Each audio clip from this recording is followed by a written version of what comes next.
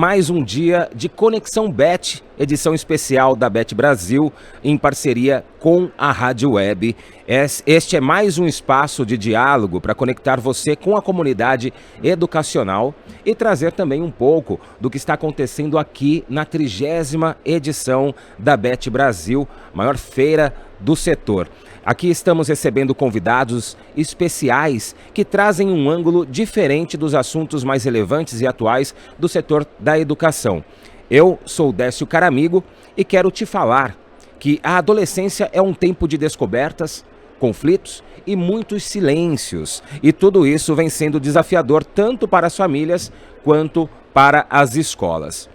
Como educar e também acolher os jovens num mundo de mudanças tão rápidas e relações cada vez mais frágeis? Para nos ajudar a refletir sobre esse tema especificamente, recebemos Sandra Scapin, que é pedagoga e especialista em docência do ensino superior pela PUC de São Paulo. Olá, Sandra, seja bem-vinda.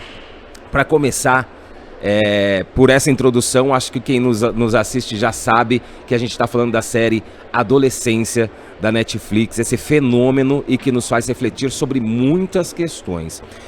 E ela traz situações que muitos pais e professores reconhecem, né, ou se veem ali e não tinham parado para pensar até assistir a série. O que mais te chamou a atenção ali sobre o papel da escola e da família na criação? Bom dia, Décio, bom dia a todos, prazer estar com vocês. E eu acredito que o fenômeno de sucesso da série foi justamente perceber que aquela realidade tem acontecido nas nossas casas, né? Então, o que me chamou muito a atenção nesse contexto, além desta identificação, né, desta realidade acontecendo muito próximo de nós, o fato de mostrar uma família que aparentemente era uma família boa, cuidadora, né, ali dos filhos, mas que estava com uma ruptura de comunicação, que não estava enxergando o que estava de fato acontecendo, né, que não estava conectada com a dor principalmente a dor do filho, que não estava conectada com o sofrimento. Então, assim, a gente via ali uma ruptura também intergeracional, né, a comunicação ali não era uma comunicação fluida, né, e isso não só na família do Jamie, né, porque na família também do investigador isso aparecia. Exato. Quando o filho pedia, não quero ir à escola porque não estou bem, né, somatizando alguma coisa, e não havia uma compreensão do que estava acontecendo. Então isso de fato na família me chamou a atenção. Agora, uma grande preocupação que eu tive foi olhar para a escola, que a escola apareceu como uma instituição muito disfuncional, em que aparecia uma crise de identidade, uma crise de autoridade também em relação aos alunos, né? Em que o professor, ele também não conhecia o aluno, ele não conseguia olhar para o aluno. E se você lembrar da série, logo no começo, você não percebe nenhum trabalho formativo dessa escola no pós-tragédia. Então isso me impactou de forma muito significativa, né? Nessas duas instituições que são modelos, na verdade. Lógico, é uma ficção, mas traz muito da realidade. Essa é a realidade da escola hoje, ou a gente pode entender que, pelo menos na sociedade brasileira, a escola está mais próxima da criança? Olha, eu acredito que o perfil das escolas varia muito. Então, eu acredito que sim, existam escolas despreparadas para trabalhar essas questões socioemocionais, e existem escolas que estão investindo muito no desenvolvimento socioemocional dos alunos, né? Eu acredito, assim, que depois da BNCC, com o documento que acabou, assim, nos impelindo mais, né, a trabalhar com as competências, não só acadêmicas, como as socioemocionais, a escola se posicionou se preparando um pouquinho mais para isso, né? Mas infelizmente a gente tem sim escolas que estão carentes desta possibilidade, assim como a gente tem famílias que estão despreparadas para enfrentar essa realidade. Como que a escola pode se preparar para enfrentar isso daí, sem que a gente acabe sofrendo aí uma inversão de valores, né? Sem que a família deposite toda essa carga no ombro da escola e que tanto família quanto escola, comunidade escolar no geral, entenda aí o seu papel nisso daí. Bom, eu acredito assim, que a escola precisa ter clareza dos seus objetivos, que tipo de indivíduo ela quer formar. qual é o perfil de aluno que a gente quer desenvolver. Então, a gente quer desenvolver um perfil que seja muito só focado no acadêmico, que vai dar as respostas para os desafios do mercado de trabalho, entre aspas, porque hoje o mercado não precisa só de pessoas que têm conhecimento, mas o mercado precisa de pessoas que saibam interagir também, né? Então a escola precisa definir esse perfil, a escola precisa se abrir para a comunidade de pais também e tornar claro para essas famílias qual é o seu projeto político-pedagógico nesse sentido, porque quando a gente está coerente com o que a escola gostaria e o que a família gostaria, a rota é muito mais tranquila para o aluno. E a escola... E ele é o foco. E ele é o foco. Tem que pensar sempre. Nós trabalhamos em função dele, né? E a escola precisa trabalhar muito com a capacitação dos seus educadores, porque também os educadores estão sobrecarregados e muitas vezes despreparados, né? E com a capacitação dos pais, porque pensa... a gente tem uma universidade que forma o educador para o trabalho institucional. Obviamente que ela não acaba e traz esse educador pronto, ela precisa formar continuamente. Agora, a gente não tem um curso que forme pais.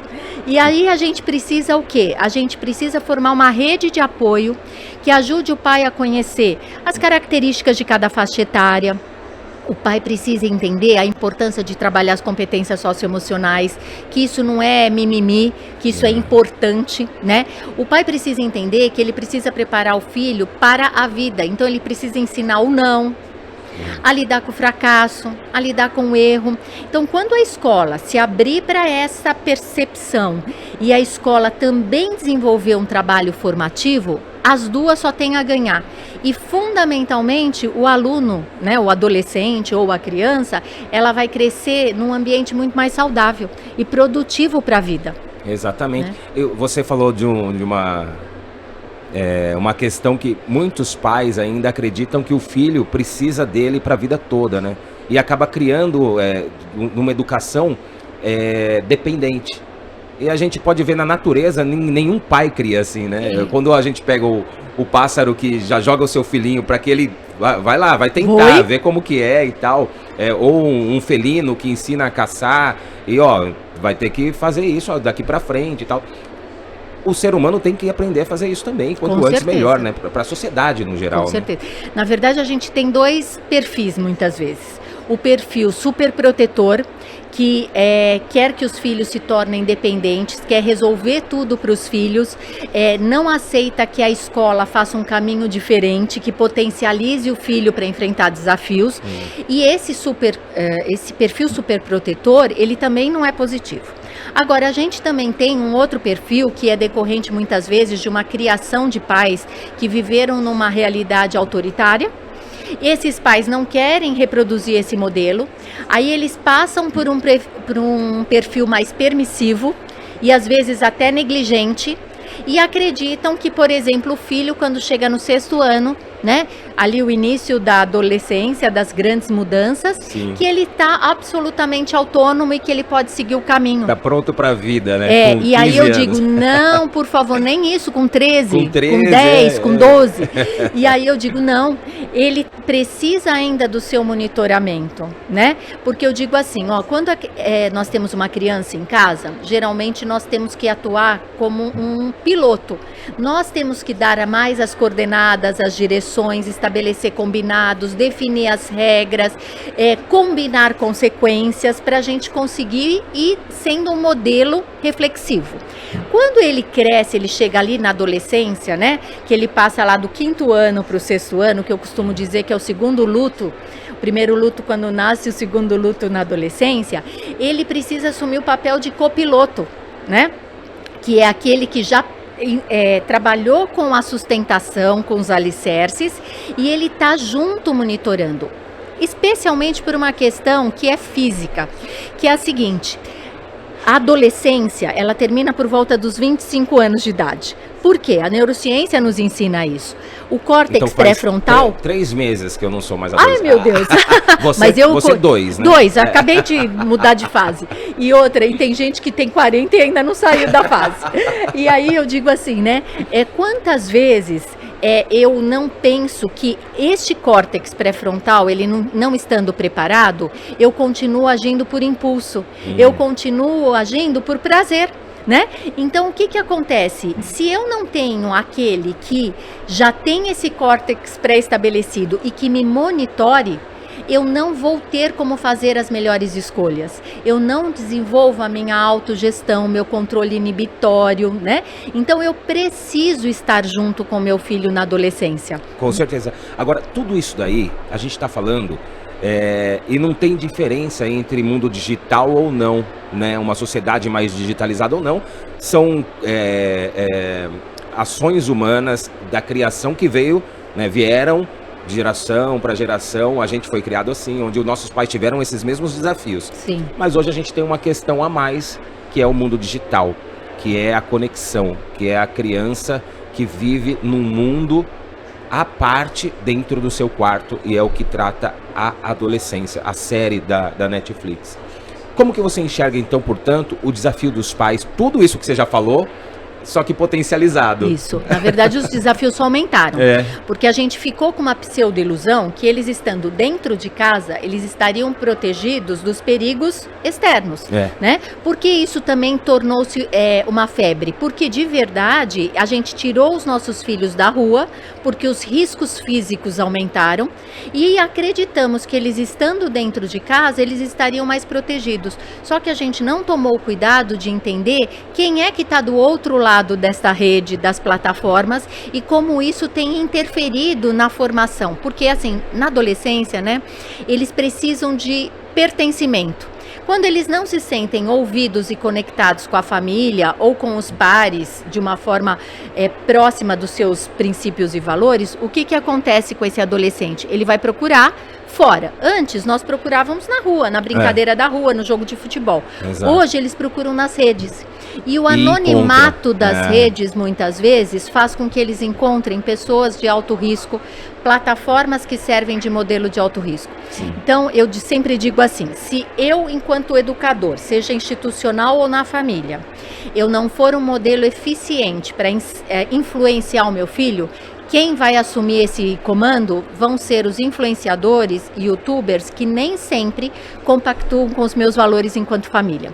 Então, assim, os desafios dos pais só aumentaram, os desafios da escola só aumentaram, porque a gente, inclusive, está tendo que ter, por exemplo, legislações que balizem a nossa ação.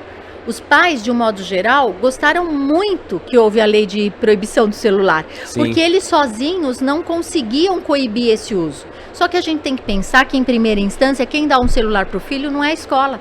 Quem dá um celular, quem dá um tablet, ainda quando bebê, é a família.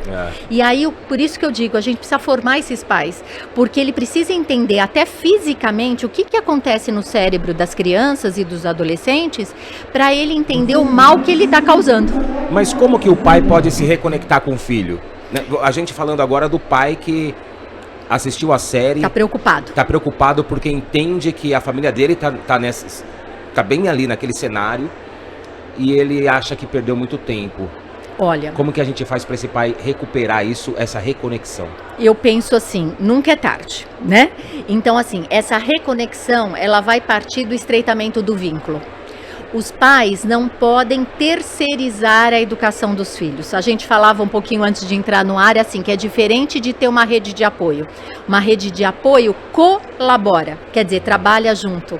Mas quando eu terceirizo, eu delego para o outro a educação dos meus filhos. Então, primeira coisa, estreitar vínculo, olhar no olho, dialogar, ter aqueles momentos sem tela em casa. E sem tela, eu digo, inclusive o adulto. Porque não adianta limitar o uso para a criança e para o adolescente e o adulto ficar o tempo todo no WhatsApp, no trabalho, com o grupo de amigos. Então, assim, ser realmente um modelo. Fala o que eu digo e não fala o que eu faço, não vai funcionar. Exatamente, não vai funcionar.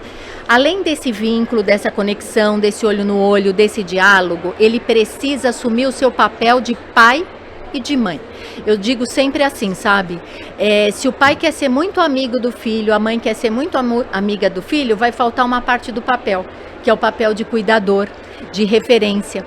Então, eu preciso ter uma escuta amiga, acolhedora, sem pré-julgamento, mas eu preciso estabelecer com ele combinados, consequências, né? E eu preciso monitorar, porque fisicamente o meu filho não está pronto para autogerir sua vida sozinho. Sim. Então eu preciso trabalhar com esse monitoramento, conhecer os amigos dos meus filhos, trazer para casa, definir no final de semana atividades em comum para a gente fazer juntos, conhecer as famílias dos pais dos meus filhos, né? Ter parceria com a escola, ir à escola, conversar com a escola, escolher uma escola alinhada com os meus princípios e com os meus valores, porque senão nós vamos ter guerra, né? E a gente não quer guerra com ninguém. E tem uma questão que você falou que eu achei interessante, porque se engana quem acha que o adolescente não quer essa reconexão. Sim, ele quer, só que ele não vai partir dele. Isso. E ele também, tanto quanto os pais, ou até menos, ele tem menos preparo até do que os pais para tentar encontrar essa reconexão. Isso mesmo. Então, mas se parte dos pais, eu acredito que o adolescente embarca. Com certeza. Ou eu estou errado? Não. Primeiro, porque o adolescente gosta de se sentir pertencente a um grupo. Sim. Então, se ele se sentir pertencente e importante dentro da família, ele vai gostar de ser cuidado. Exato. E assim, o Isamitiba já dizia, né, que quem ama, educa. Então, exato, sim, se eu amo meu filho, eu preciso cuidar dele.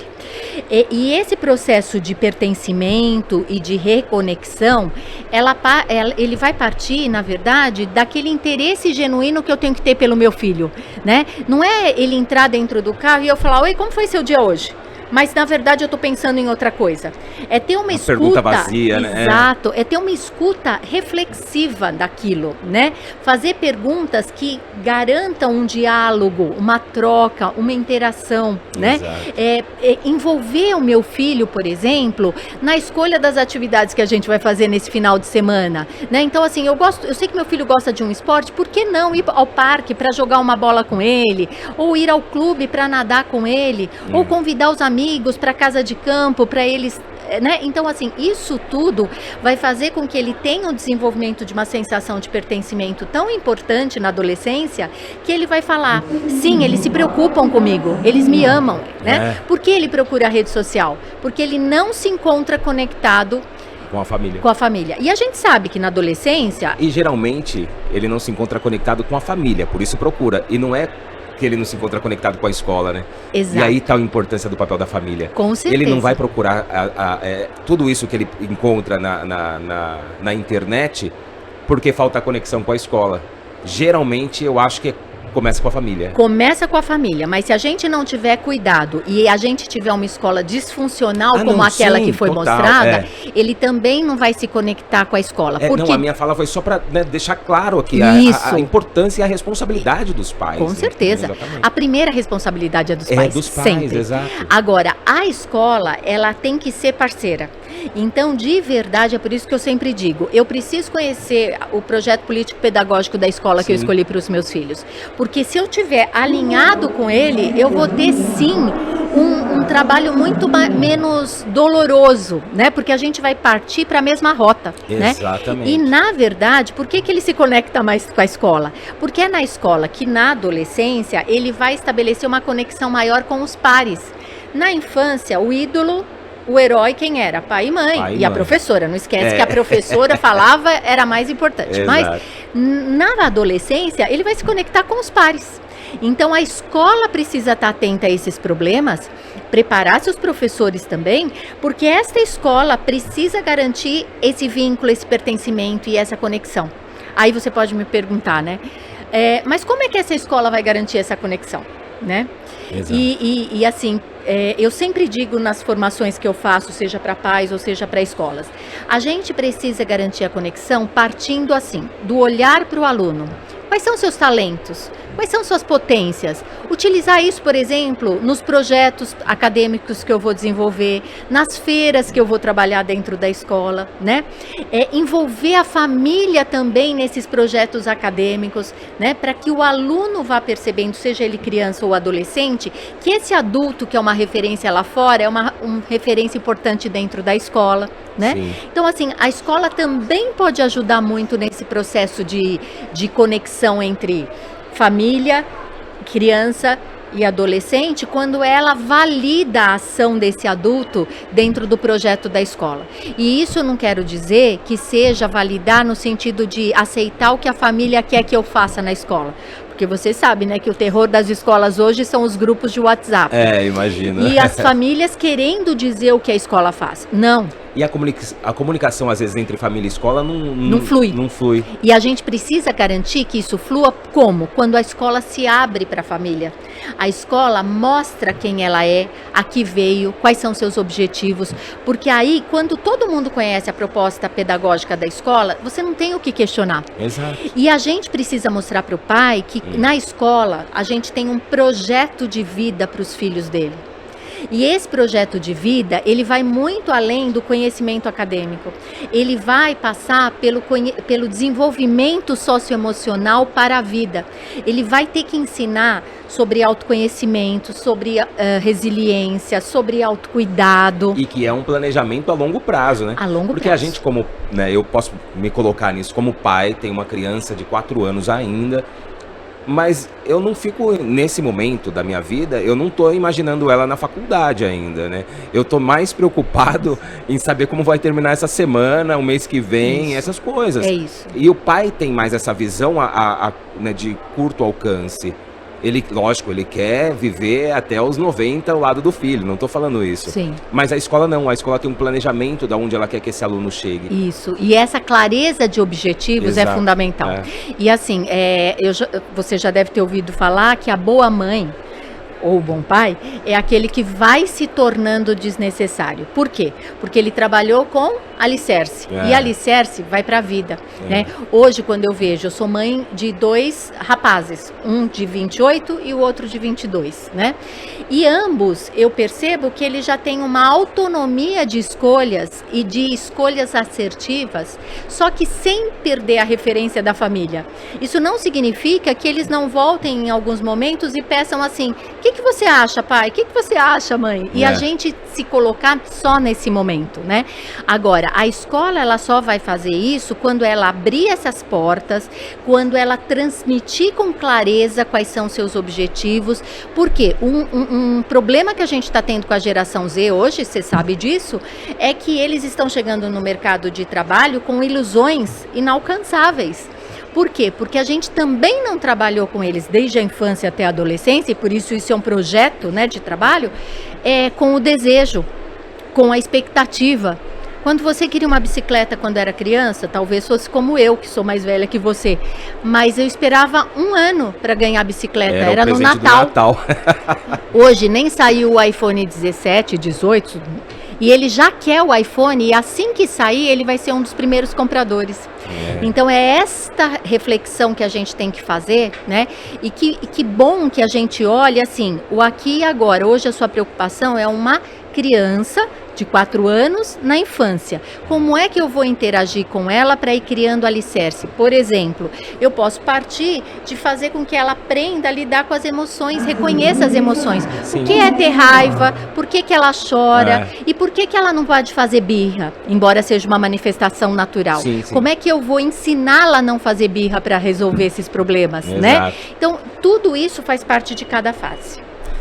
Agora, a gente já indo para os finalmente, falamos de tudo isso, mas logicamente tem aí um abismo entre gerações. Eu queria só que a gente falasse agora sobre, eu acho que é algo que tem que estar dentro do tema reconexão, que é, além de você tentar reconectar o seu adolescente, você também tem que ficar atento à mudança do mundo. E na série ela traz alguns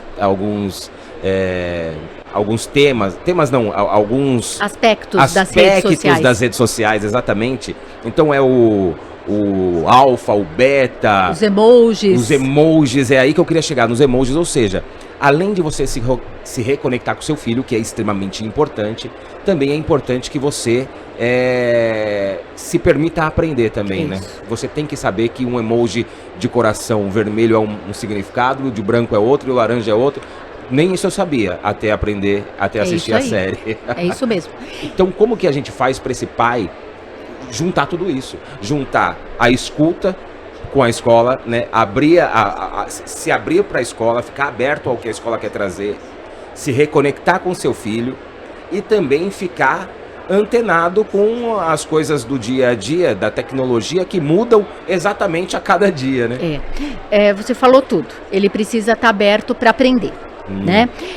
Sabe, nós vivemos um tempo que nós trocamos o pneu do carro andando, não é isso? Lembra na pandemia? A escola fechou na sexta-feira, na segunda-feira a gente tinha que estar com as aulas online funcionando perfeitamente bem. Exato. E aí é a mesma coisa na formação dos filhos. A gente precisa estar de olhos e ouvidos abertos, aprendendo tudo o que vai acontecendo. Você pode, no seu mercado de trabalho, parar de aprender? Não. Como pai e mãe, você também não pode parar de aprender. Então a gente precisa ler muito, estar antenado com o que está acontecendo, formar uma rede de apoio de pessoas que sejam responsáveis, grupos de pais, amigos na escola, que a gente estabeleça diálogos para entender, para captar o que está acontecendo e se apropriar desse repertório. A gente precisa, por exemplo, né, teve um livro, Geração Ansiosa, de Jonathan Haidt, maravilhoso, para pais e educadores. Então a gente tem que ler para saber, para entender. A gente, se não conseguir fazer isso sozinho, a gente pode pedir apoio multidisciplinar. A gente tem grupos de apoio terapêuticos, a gente tem uma série de coisas que, de certa forma, a internet também traz coisas boas e democratiza o conhecimento. Então, assim, além de tudo isso, dessa reconexão, desse olhar, dessa comunicação fluida, a gente precisa estar aberto para aprender. E eu, particularmente, acredito que um canal muito bom para isso é a escola. A escola precisa oferecer isso para as famílias. Por quê? Porque a escola tem educadores que também precisam aprender continuamente, mas a escola tem educadores que têm potências, que têm conhecimentos que nos ajudam enquanto pais a aprender. São os profissionais. Que são profissionais. Então ela tem o psicólogo, ela tem o psicopedagogo, ela tem o neuropsicopedagogo, né? Então, assim, eu acho que é investir e confiar também nessa escola que vai poder me ajudar a ser um pai e uma mãe melhor. Sandra, obrigado por esse papo. Passou muito rápido, né? Pois primeiro papo do dia aqui. A gente podia ficar 3 horas falando sobre isso. Seria uma delícia. Seria muito bom. Então eu agradeço a você, Sandra Escapim, que é a pedagoga e especialista em docência do ensino superior pela PUC de São Paulo. Muito obrigado. O Conexão Bet volta daqui a pouco. A gente vai para um rápido breakzinho, intervalinho. E daqui a pouco o Breno Zonta volta com mais um convidado e um assunto super especial para você.